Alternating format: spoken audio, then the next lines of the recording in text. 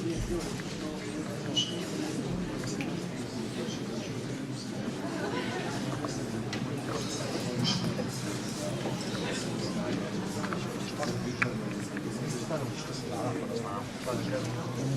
večer. Dobrodošli na tribinu Udruženja Lekalizacija Srbije o upotrebi kanabisa u medicinske svrhe. Ja sam Irina Tomić, generalni sekretar udruženja i drago mi je da vas ima u tolikom broju, posebno što vidimo ovde među vama dosta mladih ljudi, pretpostavljam da su među vama i dosta budućih lekara, s obzirom da smo na medicinskom fakultetu, što nam je jako drago. Evo, ja ću vam predstaviti večerašnje učesnike tribine. Krenut ću redom, pored mene je Biljana Cincarević, umetnica i jedna od prvih aktivistkinja na ovu temu u našem društvu. Zatim Žarko Paspalj, čuvena naša košarkaška legenda, mislim da ga ne treba posebno predstavljati, koji je to skoro dao podršku našim aktivnostima.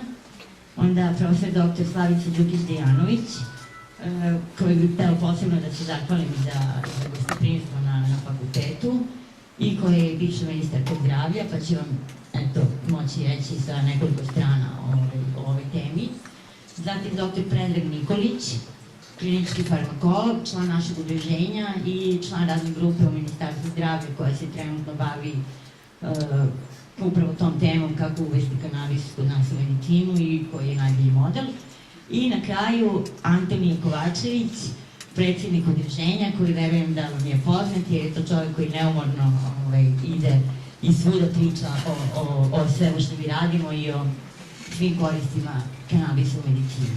Prije svega htela bih da se zahvalim Kragujevčanima koji su ishodili interesovanje i pokazali to večeras ovde, da slušaju, nadam se, aktivno na tribini učestvuju u temi koja je itekako važna za one ljude kojima je itekako potrebna pomoć, a u uobičajenim lekovima, metodama im se teško može pomoći.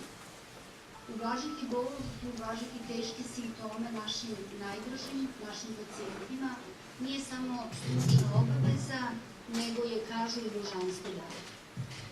Nalazimo se u hramu nauke i zbog toga je možda potrebno da se nešto više ostanemo na činjenice.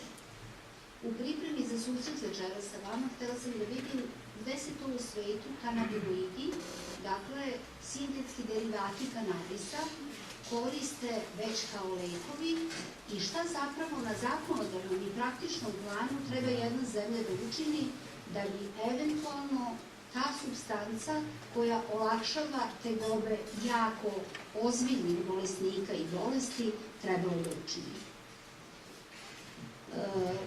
Kod naših pacijenata koji boluju od ozbiljnih onkoloških bolesti, od karcinoma, primanje citostatika je nekada jedina, a nekada pravična metoda. Takve osobe imaju muku, povraćanje, imaju masu neželjenih dejstava citostatika koje se jako teško mogu kupirati u uobičajenim lekovima.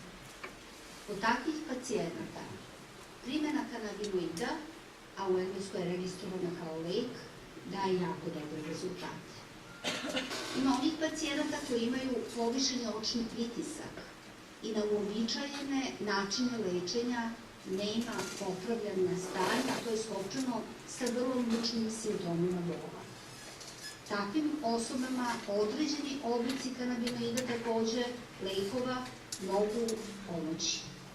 Ima onih osoba koje boluju od određenih progresivnih i degenerativnih oboljenja centralnog nervnog sistema, na primjer multiple skleroze, i kod kojih je jedan od najtežih simptoma teško grčanje grčevih muskulature, to se stručno zove spasticitet. Ustanovljeno je da takvim osobama, a studija je rađena na 1500 bolesnika, itekako može pomoći.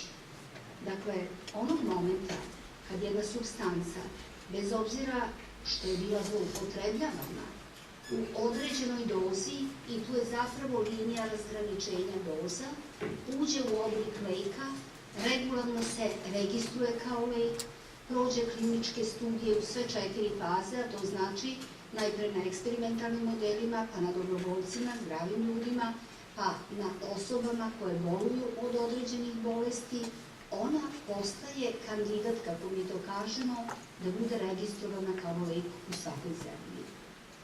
To samo znači da uvođenje kanabinoida u sistem lečenja, a propisivanje i ordiniranje moraju raditi stručnjaci, je jedna i tekako složena procedura. I treba što pre pravnici, etičari, svi mi, građani koji smo zainteresovani, mi stručnjaci, lekari, da damo svoj doprinos da i farmakološki i stručni aspekti, ali i ovi zakonodavni, budu valjano zastupljeni kako bi zapravo mogli da onima kojima je zaista jako teško olakšamo tegobe i muke. Mislim da iz ovih nekoliko uvodnih rečenica možete zaključiti da sigurno kanabinoidi ne mogu da se nalaze u slobodnoj prodaji da ih koristi bilo ko. I sigurno da mi koji sedimo ovde nikako nismo zato da marihuana se legalizuje. Ja nisam za to. Ne legalizuje se marihuana i večeras nije tema legalizacija marihuane, nego korišćenje marihuane u medicinske svrhe, odnosno u svrhe pomoći onim kategorijama pacijenata koji su neophodni. Lekovi koje sam pominjala imaju različite oblike. Mogu biti u kapima, u spreju, mogu biti u kapsulama. U Sjedinjenim Američkim Državama i Engleskoj najviše informacija sam prosto iz literature stekla iz ove dve zemlje, se i tekako koriste, a naši ljudi koji imaju veliki problem bolestnih srodnika i ne mogu često gledati njihove muke, se dovijaju na različite načine da dođu do leka. Često je taj transport toliko neadekvatan da prosto ne znamo ni šta se daje pacijentima i zbog toga sam od prvih dana, od kad je počelo da se govori o tome da bi trebalo koristiti marihuanu u medicinske svrhe, sa velikim zadovoljstvom kao stručnjak, kao neko ko se bavi aktivno zdravstvenom politikom kao ministar i na kraju kao neko koji je bolestima zavisnosti posvetio veliki deo svoje stručne karijere, se opredelila da uđemo u te krugove i da učestvujemo u radu. Prvo, dobro večer svima, hvala vam što ste došli. Ne znam koliko vam se ovo čini čudno da vidite jednog sportistu u ovakvom miljeu i po pitanju ovako bitne teme. Ja ću početi onako od početka, nešto traje duže par minuta. Svakako, prijatelji, odnosno poznanici moji su imali razne probleme, samim tim sam upućen na način kako je to otprilike išlo. Drugo, vidio sam dosta intervjua i onoga momenta kad sam vidio Antonija prilikom jednog izlaganja, mislim da je to bilo na RTS-u. Rekao, zajedničke prijateljice sam zamolio da mi da broj telefona, jer mi se ta ideja generalno mnogo svidjela. I kontaktirali smo, popili kafu i dogovorili se da ako bilo kako mojim prisustvom mogu da pomognem na bilo koji način, pa makar i u vidu neke pažnje da što više ljudi dođe da čuje izlaganje ovakve neke tribine, onda je to neka pomoć. Šta ja svakako ne mogu ništa da kažem, kao što će reći večeras naši doktori, naši prisutni koji o tome praktično sve znaju.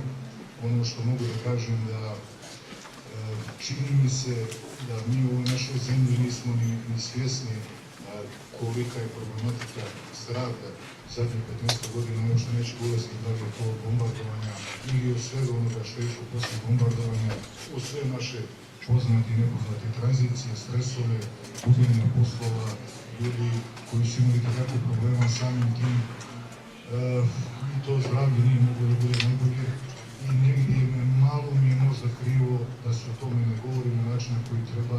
Mislim da je situacija jako loša, jako kritična.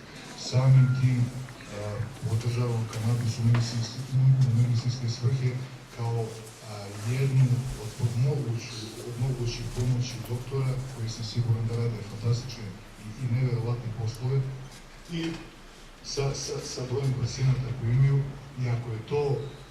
iako je kanabis jedan od načina koji svakako nije eliksir pomoći i nije potpuno izmučenje, mislim da o tome treba dobro raspravljati, dobro razmisliti i danas, sutra ga staviti pod zakonsku kontrolu, jer je to otprilike jedini način da se takva supstanca, odnosno jedna jako dobra stvar, koristi na pravi način i da pomogne. Znači, to je jedina moja motivacija da se pridružim ovome. da se pomogne stanovnicima, pacijentima, ljudima koji imaju bilo kakve tegobe, pa ako je to i kanabis i bilo koja druga alternativa, ali samo pod kontrolom, ja sam za to. Hvala.